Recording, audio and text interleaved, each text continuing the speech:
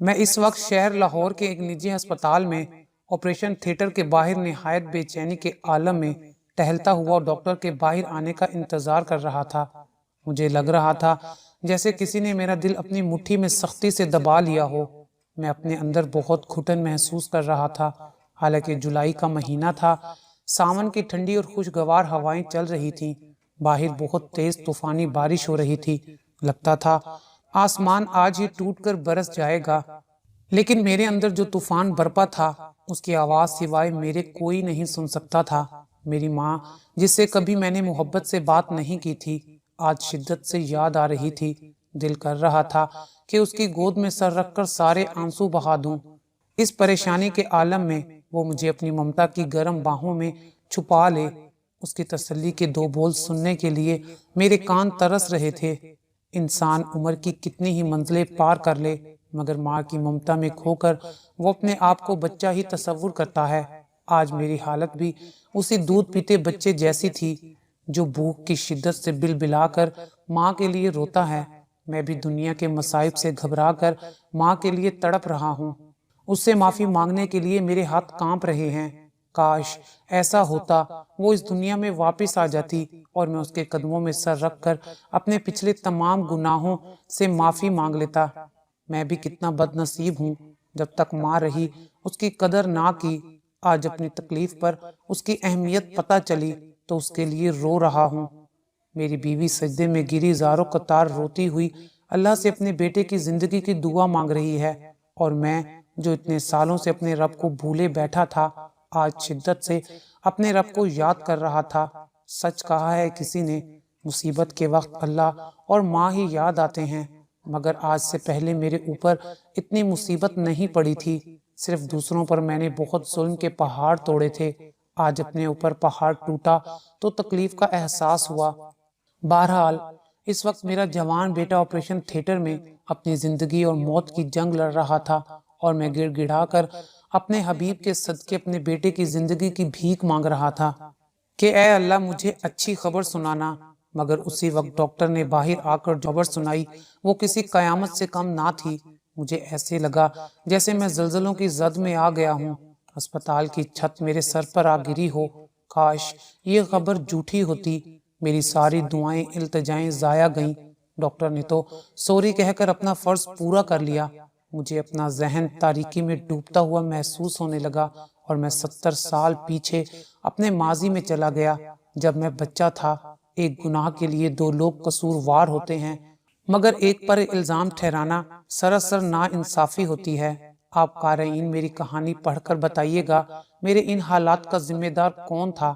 میں، میری ماں، یا میرا باپ؟ میری ماں نے نور الدین زنگی کی زندگی سے متاثر ہو کر میرا نام نور الدین رکھا، مگر نور الدین جیسا کوئی کام میں نے کیا نہیں۔ اگر کیا تو بس بیوی بچے پالے۔ اس لیے میرے نزدیک تو یہ کام عظیم اور نیک ہی تھا، کیونکہ میں نے اپنی حق حلال کی کمائی سے بیوی بچے پالے۔ مگر ایک کام مجھ سے حرام ہوا اور ایک بہت بڑا گناہ ہوا۔ یہ دونوں گناہ میرے لیے خدا کا عذاب بن گئے، جو میں نے جوانی کے جوش میں بہہ کر کیے تھے، جس کی سزا میں آج تک بھگت رہا ہوں۔ میں اپنے والدین کی شادی کے 5 سال بعد بہت منت مرادوں سے لاہور میں پیدا ہوا۔ میرے بعد کوئی بہن بھائی اس دنیا میں نہیں آیا، لہٰذا میں اپنے والدین کی اکلوتی اولاد تھا، اس لیے ماں کا زیادہ لاڈلا تھا۔ ابو تو نکھٹو کام چور تھے، طبیعت چاہی تو کام کر لیا، ورنہ ہفتوں گھر میں بیٹھے رہتے۔ مہینوں کے بعد کچھ لاتے تو وہ 2 دنوں میں ہی ختم ہو جاتا۔ مہینے کے باقی دن وہ گھر میں چارپائی توڑتے یا گالی گلوچ مار کٹائی کرتے رہتے۔ حالانکہ میرے باپ اپنے ایک دوست کی دکان پر زنانہ کپڑوں کی سلائی کا کام کیا کرتے تھے اور بہت اچھے کاریگر مشہور تھے۔ پوری مارکیٹ میں ان کا کوئی ثانی نہیں تھا۔ ان کے دوست کا اس زمانے میں چلتا کاروبار تھا۔ اگر وہ چاہتے تو اپنی کمائی بیوی بچے تو کیا بہت اچھا گھر بھی بنا سکتے تھے، مگر ان کی سستی اور کاہلی نے ہمیشہ ان کی صلاحیتوں پر پردہ ڈالے رکھا۔ جس زمانے میں لوگ ایک کمائی سے 10 بچے پال لیتے تھے، میرا باپ ایک بچہ نہ پال سکا۔ مجھے یاد نہیں کہ اکلوتا ہونے کے باوجود میرے باپ نے کبھی مجھ سے پیار و محبت سے بات کی ہو۔ میری ماں 4 بھائیوں کی اکلوتی بہن تھی۔ لاہور میں میرے نانا کا بہت بڑا گھر تھا، جس میں نانا نانی، 2 ماموں اور میری فیملی جوائنٹ رہا کرتے تھے۔ ددیال والوں کا مجھے کچھ علم نہیں، میں نے اپنی زندگی میں نہ کبھی انہیں دیکھا اور نہ ہی ماں باپ نے کبھی ذکر کیا۔ بس مجھے یہ معلوم تھا کہ میرے دادا دادی اور چچا پھپھو بھی ہیں جو کسی اور شہر میں رہتے ہیں۔ شاید میرے باپ کی فطرت اور گھر دمادی کی وجہ سے سب نے انہیں چھوڑ رکھا تھا۔ مجھے نہیں معلوم میری ماں کیوں کر میکے میں رہتی تھی اور میرے باپ نے کیوں گھر دمادی قبول کی، یہ مجھے پتہ نہیں۔ باپ کی نااہل اور کاہل طبیعت کی وجہ سے مجھے ماموں نے ہی پڑھایا اور انہی کی کاوشوں کی بدولت میں لیکچرار بھی بنا، مگر میں نے کبھی ماموں کا احسان نہیں مانا۔ اس کی سب سے بڑی وجہ میری ماں تھی۔ انہوں نے شروع سے ہی میری تربیت غلط انداز سے کی تھی۔ میری ماں نے بچپن سے ہی میرے ذہن میں یہ بات ڈال دی تھی کہ چیز استعمال کرو اور پھینک دو۔ مثلا مجھ سے کوئی کھلونا ٹوٹ جاتا تو ماں کہتی کوئی بات نہیں، ماموں اور لا دیں گے۔ پھر ماموں کے بچوں کے کھلونے آتے یا نہیں، مگر ماں لڑ جھگڑ کر میرے لیے ضرور منگواتی۔ ایسا وہ اس لیے کرتی تاکہ ماموں کے بچے ایک ایک چیز کو ترستے رہیں۔ بھاوجوں اور بھتیجا بھتیجی کی جلن میں ماں نے میری شخصیت بالکل ہی تباہ کر دی تھی۔ گھر کے بچوں میں سب سے بڑا تھا، اس لیے سب بہن بھائیوں پر میرا روب بھی خوب چلتا تھا۔ ماموں کے بچوں کو مارنے اور جھگڑا کرنے کے لیے ہر وقت تیار رہتا۔ بقول میرے ماموں مومانیوں کے عادتوں میں بالکل اپنی ماں باپ کا نچوڑ تھا۔ اسی بڑے پن نے مجھے احساس برتری میں مبتلا کر دیا تھا۔ بچپن سے ہی میرے مزاج میں خود سری موجود تھی، اپنے سوا مجھے کوئی نظر نہیں آتا تھا۔ یہی چیز میری تنہائی اور بربادی کا سبب بنی۔ گھر کا خرچ ماموں کی تنخواہ سے چلتا تھا۔ ان حالات میں بھی ماں ماموں کا احسان مند ہونے کی بجائے بھاوجوں سے کھینچی رہتی۔ گھر میں فساد پھیلانے اور مومانیوں سے جھگڑا کرنے میں ماں کو بہت لطف آتا تھا۔ ادھر باپ بھی گھر میں ہر وقت جنگ عظیم کا ماحول بنائے رکھتے۔ ماں باپ کی یہی خود غرضی اور احسان فراموشی مجھے بھی ورثے میں ملی تھی۔ پڑھنے کا مجھے جنون کی حد تک شوق تھا۔ جب مجھے غصہ آتا تو میں بھی ان لڑائیوں میں شریک ہو جاتا۔ کبھی ماموں کے بچوں کو مارتا، کبھی ماں پر چڑھ دوڑتا، کبھی مومانیوں سے بد زبانی کرتا۔ کھانا تیار نہ ہونے پر ماں کو مارتا اور چٹیا سے پکڑ کر ان کا منہ زمین سے رگڑ دیتا اور کہتا کہ بتا بڑھیا اب تک کھانا کیوں نہیں بنا ہے۔ باپ کی طرح خود بھی گھر میں گالیاں دیتا اور تہلکا مچائے رکھتا، اور وہی ماں جو بھاوجوں کے آگے شیرنی کی طرح لڑتی اپنی اولاد کے آگے بھیڑ بن جاتی۔ مگر میں تو قصوروار ماں کو ہی ٹھہراؤں گا۔ جب میں ماں کو مارتا تھا تو ماں نے میرا ہاتھ پکڑ کر میرے منہ پر تھپڑ کیوں نہیں مارا؟ اگر وہ میرا ہاتھ روکتی تو آگے سے میری ہمت نہیں ہوتی۔ ان کی خاموشی سے پٹنے کی وجہ سے مجھے اور شے ملتی۔ اگر وہ میری اچھی تربیت کر کے غلط بات پر مجھے نصیحت کرتی تو آج میں پچھتاوے کی آگ میں نہیں جل رہا ہوتا اور ایک کامیاب انسان کی طرح زندگی بسر کر رہا ہوتا۔ ماں کے ساتھ اتنا برا سلوک کرنے کے باوجود ماں مجھے ہمیشہ میرا چاند شہزادہ کہہ کر مخاطب کرتی، اس لیے کہ ان کی ساری امیدیں مجھ سے ہی وابستہ تھیں۔ ماں کا اگر کوئی مقابلہ کر سکتا تھا تو وہ میں تھا۔ بھاوجوں کی تو ماں کے آگے ایک نہیں چلتی تھی۔ سچ ہے جیسی کرنی ویسی بھرنی، جو کچھ ماں اپنی بھاوجوں کے ساتھ کرتی بدلے میں بیٹا اس کے ساتھ کر دیتا، اور جو کچھ میں نے اپنی ماں کے ساتھ کیا اس کا قدرت نے مجھ سے بہت بھیانک بدلہ لیا۔ خدا کی لاٹھی بے آواز ہوتی ہے، جب چلتی ہے تو آواز نہیں آتی، مگر چوٹ بہت بری لگتی ہے۔ گزرتے وقت کے ساتھ ساتھ میں کامیابی سے تعلیم کی منزلیں طے کرتا رہا۔ آخر ماموں کے پیسے اور اپنی لگن سے ایم اے انگلش میں فرسٹ پوزیشن سے پاس ہو گیا۔ اس دن میرے ماں باپ بہت خوش تھے۔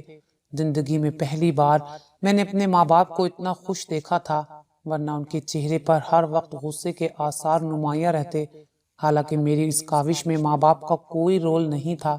ایم اے کی ڈگری ہاتھ میں آتے ہی میں نے گارڈن کالج پنڈی میں لیکچرار کے لیے اپلائی کر دیا۔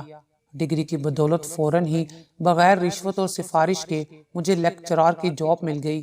وہ میری زندگی کا سب سے خوبصورت دن تھا، لیکن پنڈی میں رہائش کا مسئلہ تھا جو میرے لیے ایک کولیگ نے کرائے پر ایک چھوٹا سا گھر دلا کر حل کر دیا۔ اب میں چھٹی والے دن لاہور آتا اور چھٹی گزار کر پنڈی چلا جاتا۔ میں جوانی میں بہت ہینڈسم تھا، مردانہ وجاہت کی میرے اندر کوئی کمی نہیں تھی۔ اپنے حسن پر نازاں میں حسن پرست بھی بہت تھا۔ ان دنوں فرسٹ ایئر میں ایڈمیشن ہو رہے تھے کہ داخلے کے لیے ایک لڑکی علیشہ انصاری آئی۔ وہ مجھے پہلی ہی نظر میں بہت اچھی لگی۔ اس کا حسن دیکھ کر میرا دل چاہا کاش یہ حسین لڑکی میرا مقدر بنے۔ جس حسن کا میں دل دادا تھا وہ سب اس میں موجود تھی۔ میدے کی طرح سفید رنگ، بڑی بڑی نشیلی آنکھیں، لمبے گھنے سیاہ بال جنہیں وہ کالج کی کسی تقریب میں کھولتی تو گھٹنوں تک آتے، نازک سے ہاتھ، پیر اور سر و قد اس کے حسن کو چار چاند لگا دیتا۔ قدرت نے اسے بہت فرصت سے بنایا تھا۔ اسے دیکھ کر کسی پرستان کی شہزادی کا گمان ہوتا۔ پھر کلاسز شروع ہوئیں تو فرسٹ ایئر انگلش کا پیریڈ میرے پاس آیا۔ میری خوش قسمتی تھی، قسمت میرے اوپر مہربان ہو گئی تھی۔ اس طرح روز علیشہ سے ملاقات ہونے لگی۔ لیکچر کے دوران ہماری بے تکلفی بڑھتی گئی۔ علیشہ میرا کوئی پیریڈ مس نہیں کرتی تھی۔ ہم آنکھوں کے اشارے سے بہت سی باتیں کرتے تھے۔ پھر علیشہ اور میں بہانے سے ایک دوسرے سے باتیں کرنے لگے۔ مثلاً اگر میں لیکچر دے رہا ہوتا تو وہ زیادہ تر علیشہ انصاری سے ہی سوال کرتا اور علیشہ بھی مجھ سے بے مقصد سوال کے جواب طلب کرتی رہتی۔ ہماری یہ باتیں کلاس کے اسٹوڈنٹ سے چھپی نہ رہ سکیں اور کالج میں ہمارے متعلق مختلف قسم کی باتیں ہونے لگیں، تو ہم نے محتاط رویہ اختیار کر کے کالج سے باہر ملنے کا پروگرام بنایا۔ اس طرح ہماری ملاقاتیں باہر ہونے لگیں۔ جب علیشہ کا مجھ پر اعتبار بڑھا تو میں اسے اپنے گھر بھی لانے لگا۔ پھر ہم دنیا سے بے خبر محبت اور آنے والے مستقبل کی ڈھیروں باتیں کرتے۔ اسی دوران ہم نے محبت کے عہد و پیمان بھی کیے اور ساتھ جینے مرنے کی قسمیں بھی کھائیں۔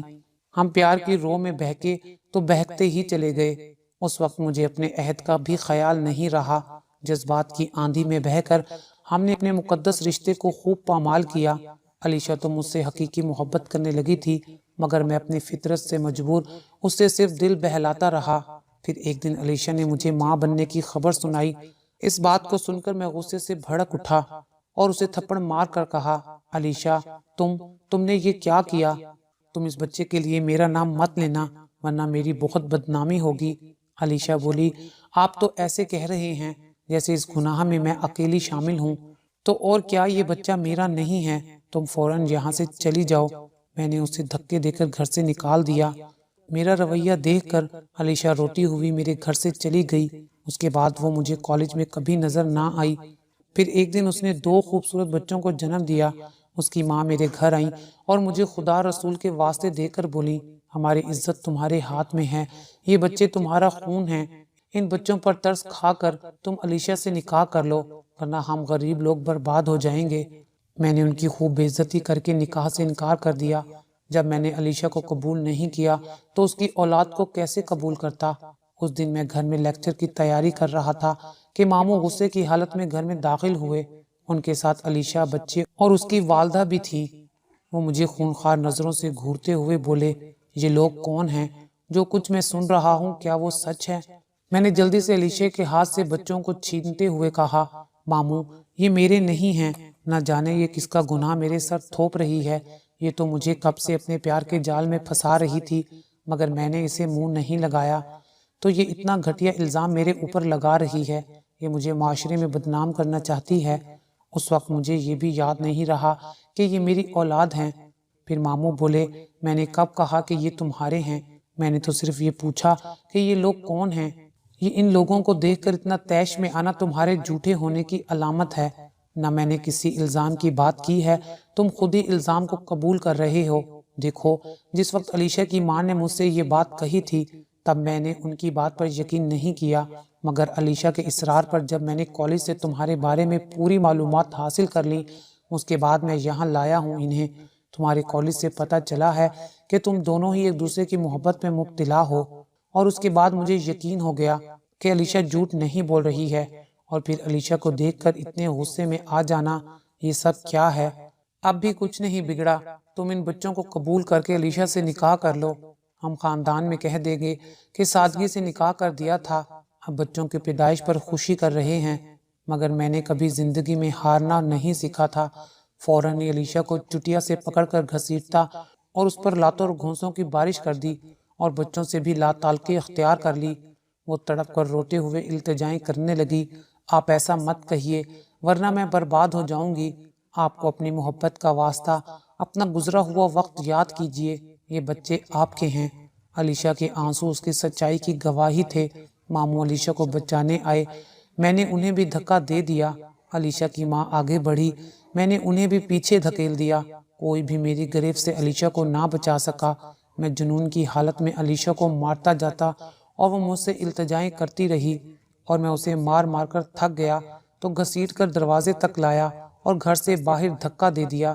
تب علیشہ گھر کے اندر آئی، بچوں کو اٹھا کر مجھے بد دعائیں دیتے ہوئے بولی، آج آپ اپنی اولاد کو اپنا ماننے سے انکار کر رہے ہیں، کل آپ کی اولاد آپ کو ماننے سے انکار کرے گی۔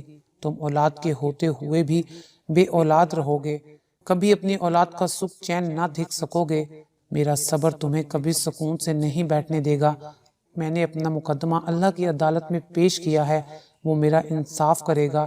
اور پھر اپنی ماں کا ہاتھ تھام کر اور دونوں بچوں کو ماں بیٹی اٹھا کر گھر سے نکل گئیں۔ میری ماں نے بھی علیشہ کو بہو ماننے سے انکار کر دیا تھا۔ ان کے جانے کے بعد ماموں بولے، شاید ہم نے تمہیں اسی دن کے لیے پڑھایا تھا کہ تم ہماری عزت کو داغدار کر کے چار چاند لگا دو۔ کاش یہ دن دکھانے سے پہلے اللہ ہمیں اٹھا لیتا۔ آج سے میرے دل میں تمہارے لیے کوئی مقام نہیں۔ میں اپنے گھر میں تمہیں مجبوری سے برداشت کروں گا۔ میں نے ماموں کی بات کا کوئی اثر نہیں لیا، مگر مجھے علیشہ پر بہت غصہ تھا، کیونکہ مجھے یقین نہیں تھا کہ علیشہ لاہور تک پہنچ جائے گی اور صورتحال اس حد تک بگڑ جائے گی۔ میں نے تو علیشہ کو عزت سے پانے کی چاہت کی تھی، مگر نہ جانے کیسے ہمارے درمیان شیطان آ گیا اور ہم دونوں ہی انسانیت کے درجے سے گر گئے اور حالات ایسے بگڑے کہ بات رسوائی تک آ گئی۔ آج مجھے علیشہ کی ویران آنکھیں یاد آتی ہیں تو میں بے چین ہو جاتا ہوں۔ کاش میں اس وقت علیشہ اور بچوں کو قبول کر لیتا تو آج زندگی کی کہانی ہی کچھ اور ہوتی۔ اس واقعے کے بعد میں کالج گیا تو کالج میں میری خوب جگ ہسائی ہوئی۔ ہر شخص کی زبان پر اس قصے کا ذکر تھا، کیونکہ علیشہ کی ماں نے لاہور کے گھر کا پتہ کالج سے ہی معلوم کیا تھا۔ میں نے کالج سے 15 دن کی چھٹی لے لی اور لاہور ٹرانسفر کے لیے کوششیں شروع کر دیں۔ لاہور ٹرانسفر تو نہ ہوا، مگر مری کیڈٹ کالج ضرور ہو گیا۔ مری میں میری ملاقات زرمینہ شاہ سے ہوئی اور ایک دفعہ پھر زرمینہ کے سامنے میں اپنا دل ہار بیٹھا۔ اس دفعہ کوئی ناخوشگوار واقعہ ہونے سے پہلے زرمینہ کے متعلق ماں کو بتا دیا۔ پھر دونوں طرف کی رضامندی کے بعد ہم رشتہ ازواج میں بندھ گئے۔ شادی کے بعد میں نے اپنا ٹرانسفر لاہور کروا لیا۔ لاہور آنے کے بعد میں نے اپنے ماضی کو پس سے پشت ڈال دیا تھا۔ زرمینہ میرے لیے اچھی شریک حیات ثابت ہوئی۔ 10 سال کے عرصے میں 2 بیٹے اور 2 بیٹیوں کا باپ بن گیا۔ وقت کا پہیہ اپنی مخصوص رفتار سے چلتا رہا۔ ان برسوں میں حالات بہت بدل چکے تھے۔ دونوں ماموں نانا گھر بیچ کر کراچی ہجرت کر گئے۔ میرے ماں باپ اپنی عمر کی منزلیں طے کر کے اس دار فانی سے کوچ کر گئے تھے۔ میں بھی اپنی فیملی کے ساتھ الگ گھر میں شفٹ ہو گیا۔ بیٹے پڑھ لکھ کر نوکری کرنے لگے، گھر میں خوشحالی آ گئی۔ دونوں بیٹوں کی اچھے گھرانوں میں شادیاں ہو گئیں۔ میں بھی ریٹائرمنٹ کے قریب تھا اور مختلف بیماریوں نے جکڑا ہوا تھا، اس لیے مرنے سے پہلے بیٹیوں کو ان کے گھر کا کرنا چاہتا تھا۔ میری یہ پریشانی میرے ایک دوست نے حل کر دی اور اپنے دونوں بیٹوں کے لیے میری بیٹیوں کے لیے رشتے مانگ لیے۔ اچھے کھاتے پیتے لوگ تھے۔ میں نے جلدی سے تمام معاملات نپٹا کر انہیں رخصت کر دیا۔ بیٹیاں سسرال پہنچ کر روایتی دیورانی جیٹھانیاں بن گئیں۔ ان کی شکایت مجھ تک پہنچتی۔ اب پتہ نہیں قدرت میرا امتحان لے رہی تھی یا پھر ماں باپ کی تربیت ہی صحیح نہیں تھی۔ ان کی لڑائیاں ہوتی، میں انہیں سمجھاتا، مگر آفرین ہے زرمینہ پر اس نے کبھی بچیوں کو نصیحت نہیں کی۔ یہ مائیں ہی تو ہوتی ہیں جو اولاد کو بگاڑتی ہیں۔ وہ اپنی تربیت پر شرمندہ ہونے کی بجائے ان کو ساس سسر سے لڑنے کے طریقے سکھاتی، جس سے بیٹیوں کو اور شے ملتی۔ وہ چھوٹی چھوٹی باتوں کا پتنگڑ بنا کر خوب لڑتی، جس کی وجہ سے سسرال میں انہوں نے ہماری عزت خاک میں ملا دی۔ روز روز کی لڑائیوں کا نتیجہ یہ نکلا کہ شادی کے تیسرے سال بڑے داماد کا برین ہیمریج ہونے کی وجہ سے انتقال ہو گیا۔ اتنی چھوٹی عمر میں بیوہ ہو جانا اور پہاڑ جیسی زندگی بسر کرنا بیٹی کے لیے بہت بڑا صدمہ تھا۔ میں نے اس کے ساس سسر سے عدت کے بعد واپس لانے کی بات کی۔ ان لوگوں نے میرے سامنے یہ تجویز رکھی، جس طرح ہمارے اور بچے کھا رہے ہیں یہ بھی کھا لے گی۔ ہم اپنے دوسرے بیٹے سے اس کا نکاح کر دیں گے، اس کی اولاد بھی اس کے پاس رہے گی اور اس کا گھر بھی بس جائے گا۔ مگر میں اور میری بیٹی اس کے لیے راضی نہ تھے۔ مجھے یہ اندیشہ تھا کہ وہ لوگ بیٹی کو بھیجنے میں مشکلات نہ کریں۔ میں عدت کے بعد ان سے لڑ جھگڑ کر بیٹی کو گھر لے آیا اور داماد کا جو پیسہ اس نے اپنے بچوں کے نام رکھا ہوا تھا وہ بھی اپنی بیٹی کے نام کرا لیا۔ وہ لوگ تو اپنے جوان بیٹے کی موت کے صدمے میں تھے، ان چیزوں کا کہاں دھیان رکھتے۔ بچوں کو میں یہ سوچ کر چھوڑ آیا کہ بیٹی کی شادی کروں گا تو مسئلہ بنے گا۔ چلتے وقت بیٹی کی ساس نے آنچل پھیلا کر بد دعا دی، جس طرح تو نے میرے بچوں کو بے ماں کا کیا ہے، تو بھی بے اولاد ہو جائے، تجھے بھی اولاد کا ایسا ہی غم دیکھنا نصیب ہو۔ مگر میں نے کب اس کی بد دعا کا اثر لیا تھا جو اس کی بد دعا پر کان دھرتا۔ حالانکہ میں اگر تحمل مزاجی سے کام لیتا تو معاملہ اطمینان سے حل ہو جاتا۔ اس گھر میں میری ایک اور بیٹی بھی تھی، وہ چاہتے تو اس سے بدلہ لے سکتے تھے، مگر ان کا بڑا ظرف تھا کہ ان شریف لوگوں نے اسے تنگ نہیں کیا۔ اپنی بیٹی داماد کے علاوہ میں نے اس گھر میں کسی سے رشتہ نہیں رکھا۔ میری اس حرکت کی وجہ سے ہماری دوستی بھی ختم ہو گئی، مگر مجھے اس بات سے کوئی پرواہ نہیں تھی۔ یہیں سے میری بد نصیبی کے دن شروع ہو گئے۔ مجھے نہیں معلوم تھا کہ اس دن سے میری خوشیوں کے الٹے دن شروع ہو گئے ہیں۔ بیٹی کے بیوہ ہو جانے کے 2 سال بعد میں نے دوبارہ اس کا رشتہ دیکھ کر شادی کر دی۔ اب جہاں اس کی شادی ہوئی وہ بہت امیر کبیر لوگ تھے، مگر بیٹی 6 ماہ کے اندر ہی گھر بیٹھ گئی۔ پتہ چلا کہ وہ لوگ بہت بڑے دھوکے باز تھے، میری بیٹی سے غلط قسم کے کام کروانا چاہتے تھے۔ میں نے کورٹ کے ذریعے سے خلا دلوائی، بیٹی تو واپس آ گئی، مگر میں نے لاکھوں کا جو جہیز دیا تھا وہ واپس نہیں آیا۔ مقدمے میں الگ پیسہ برباد ہوا۔ چند سال بیت گئے، زندگی معمول کے مطابق چل رہی تھی کہ وقت نے ایک دم پلٹا کھایا۔ میرا چھوٹا بیٹا آفس جانے کے لیے نکلا اور راستے میں ہی ایکسیڈنٹ کا شکار ہو کر اسپتال پہنچ گیا۔ اس کے سر پر شدید چوٹیں آئی تھیں۔ ڈاکٹر نے آپریشن کر کے اسے بچانے کی سر توڑ کوشش کی، مگر آپریشن کے دوران ہی اس کا انتقال ہو گیا۔ جب میری بیٹی نے مجھے جھنجھوڑتے ہوئے اس کے انتقال کی خبر دی تو میں ہوش کی دنیا میں آیا۔ میرے گھر صفِ ماتم بچھ گئی۔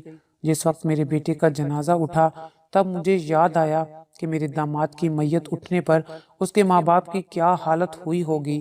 بہو نے عدت کرنا بھی گوارا نہ کیا اور چہلم کر کے بچے لے کر میکے چلی گئی، اور جاتے جاتے بیٹے کے نام کا بینک بیلنس اور جائیداد وغیرہ اپنے نام کروا کر لے گئی۔ خود تو گئی، گھر بھی ویران کر گئی۔ تب مجھے یاد آیا میں بھی تو کسی کا گھر اسی طرح برباد کر کے آیا تھا۔ میں اپنے پوتے پوتیوں کی شکل دیکھنے کو ترس گیا۔ خوشیاں مجھ سے ایسی روٹھی کہ گھر میں خوشی ہونے کے باوجود خوشی خوشی نہ لگتی تھی۔ آج میں اپنے گھر کے خالی در و دیوار کو دیکھتے ہوئے سوچتا ہوں شاید علیشہ اور بچوں کی بد دعا مجھے لگ گئی، کیونکہ میری پنڈی کے ایک دوست کے ذریعے مجھے علیشہ کے بارے میں پتہ چلا تھا کہ علیشہ کی ماں نے اس کی دوسری شادی کر دی ہے اور بچوں کو خود پال رہی ہے۔ اگر میں اس وقت ان تمام باتوں پر توجہ نہ دیتا، علیشہ جو میری پہلی محبت تھی اور سہاگن ہوتے ہوئے بھی بیواؤں جیسی زندگی بسر کر رہی تھی، جس کو قدم قدم پر بد کردار اور بد چلن ہونے کے طعنے ملتے، نہ جانے کیسے وہ ان تکلیفوں کو برداشت کرتی ہوگی جو صرف میری وجہ سے برباد ہوئی۔ حالانکہ قصوروار میں بھی تھا، مگر سزا کی حقدار صرف وہ ٹھہری۔ وہ ادھر اپنی کانٹوں بھری زندگی میں تڑپتی تھی اور میں ادھر اپنی خوشیوں بھری زندگی میں خوش تھا۔ وہ تو چند دن کی سزا پا کر دامن چھڑا گئی، مگر میں آج تک سزا بھگت رہا ہوں۔ میرے بچے جو باپ کے ہوتے ہوئے یتیمی کی زندگی بسر کرتے رہے، جن کو میں نے اپنی اولاد ماننے سے انکار کر دیا تھا، آج دل چاہتا ہے کہ انہیں اپنے سینے سے لگا لوں۔ میری بیٹی جو رخصت ہوتے ہوئے ماں باپ کی دعائیں لے کر نہیں گئی تھی، جن بچوں کو میں نے اپنی خوشحال زندگی میں کبھی بھول کر بھی یاد نہیں کیا تھا، آج شدت سے یاد آ رہے تھے۔ پھر سوچتا ہوں شاید میرے نواسے نواسیوں کی بد دعا ہے، جن کے سر سے باپ کی شفقت کا سایہ تو اٹھ ہی چکا تھا، میری وجہ سے ماں کی ممتا سے بھی محروم ہوئے۔ پھر سوچتا ہوں شاید بیٹی کی ساس سسر کی بد دعا ہے، جو جوان بیٹی کی موت کے صدمے میں تھے، لیکن میرے پاس ان کے لیے تسلی کے 2 بول بھی نہیں تھے، بلکہ میں نے اپنے رویے سے ان کے دکھ کو مزید بڑھا دیا تھا۔ پھر سوچتا ہوں شاید علیشہ کی ماں کی بد دعا مجھے لگ گئی، جس کی اولاد کو میں نے زمانے بھر میں ذلیل و خوار کیا۔ سب سے بڑی بد دعا اور صبر تو میرے ساتھ میری ماں کا ہے۔ دنیا میں جس ہستی کا درجہ ان سب رشتوں سے اونچا ہے، میں نے اس رشتے کو دکھ اور تکلیف دی۔ جس ہستی کے قدموں تلے میری جنت تھی، میں نے اس ہستی کو اپنے پیروں تلے روندا۔ میں نے تو اپنے ہاتھوں سے اپنی جنت کو برباد کیا۔ اب کیوں میں جنت نما گھر کا طلبگار ہوں؟ جن ہاتھوں سے میں اس کی چٹیا پکڑ کر کھینچ لیتا تھا، انہی ہاتھوں سے میں نے اپنے جوان بیٹے کا جنازہ اٹھایا۔ شاید میں اپنے زمانے کا فرعون بنا ہوا تھا۔ جب میں نے اپنی اولاد کا غم اٹھایا تب مجھے یاد آیا کہ میری ماں کو بھی میرا اسی طرح غم ہوتا ہوگا۔ میں بھی تو کسی کی اولاد تھا۔ میں نے تو نہ جانے کتنی ماؤں کے دل دکھائے۔ بد دعا سے زیادہ صبر خطرناک ہوتا ہے۔ بد دعا تو کوئی ماں اپنی اولاد کو نہیں دیتی ہے۔ میری ماں بھی نہیں دیتی ہوگی، مگر خاموش رہ کر صبر تو کرتی تھی۔ اس کی چپ آہ مجھے لگ گئی۔ کاش وہ مجھے منہ سے بد دعا دے دیتی، مگر خاموش رہ کر صبر نہ کرتی تو آج میری زندگی کانٹوں سے لیس نہ ہوتی۔ لیکن اس کی خاموشی ہی مجھے اور شے دیتی تھی۔ اولاد نہ ہونے کا ایک غم اور ہونے کے 1000 غم ہوتے ہیں۔ میں بھی بے اولاد رہتا تو صرف ایک دکھ جھیلتا، مگر اللہ نے مجھے صاحب اولاد اس لیے کیا تاکہ میں بھی جان سکوں کہ اولاد کا غم کیا ہوتا ہے۔ کہتے ہیں جیسا تم اپنے ماں باپ کے ساتھ سلوک کرو گے، تمہاری اولاد بھی تمہارے ساتھ ویسا برتاؤ رکھے گی۔ میں اولاد کی سزا سے تو بچ گیا، مگر قدرت کی سزا سے نہ بچ سکا۔ اللہ نے اولاد نہ دے کر تو مجھے سزا نہ دی، مگر گھر کی خوشیاں چھین کر مجھے میری اوقات یاد دلا دی۔ اگر میں ان سب کی بد دعاؤں سے بچ بھی جاتا تو ماں کے صبر سے کیسے بچ سکتا تھا۔ آج میں 80 سال کے قریب ہوں۔ اس عمر میں میں نے جوان اولاد کی موت کا صدمہ جھیلا۔ 2 دفعہ میری بیٹی کا گھر اجڑا۔ ان سب صدمات کے باوجود میں کتنا سخت جان رہا کہ کسی بھی صدمے سے میرے دل کی دھڑکن بند نہیں ہوئی۔ ان سالوں میں نے بہت سے نشیب و فراز دیکھے، نہ جانے کس کس کو میں نے برباد کیا اور صرف ایک اللہ نے مجھے برباد کر دیا۔ میں جو کبھی کسی رشتے کے معاملے میں ہارنا نہیں چاہتا تھا، آج اپنی تقدیر سے بری طرح ہار چکا ہوں۔ آج میں یہ اعتراف کرتا ہوں کہ میں نہ تو اچھا بیٹا بن سکا، نہ اچھا باپ، نہ اچھا شوہر، نہ اچھا رشتہ دار ثابت ہوا۔ میں نے جو یتیم بچوں کا پیسہ کھایا تھا، وہی پیسہ میرے بیٹے کا کفن بن گیا۔ آخر میں میری آپ سب سے گزارش ہے کہ اللہ کی خوشنودی چاہتے ہو تو ماں باپ کی نافرمانی اور دل آزاری نہ کریں، ان کی مرضی کے خلاف بات نہ کریں۔ جس سے ماں باپ راضی نہیں ہوتے اس سے اللہ بھی راضی نہیں ہوتا۔ جو ماں باپ کو دکھ دیتا ہے اسے اپنی اولاد سے بھی فیض حاصل نہیں ہوتا اور آخر میں پچھتانا پڑتا ہے۔ اللہ کے بندوں پر بے جا ظلم نہ کرو۔ جو اللہ کے بندوں کو ستاتا ہے تو اللہ اس سے ناخوش رہتا ہے۔ ماں کی نافرمانی اور علیشہ سے بے وفائی کے نتیجے میں ناجائز اولاد کا گناہ، یہ 2 گناہ میرے لیے قدرت کا انتقام بن گئے۔ آج میری انا، خود پرستی سب کچھ مٹی میں مل چکی ہے اور میں بھی مٹی سے ملنے والا ہوں۔ آپ نے میری کہانی پڑھی، فیصلہ آپ پر چھوڑتا ہوں کہ ان تمام حالات کا ذمہ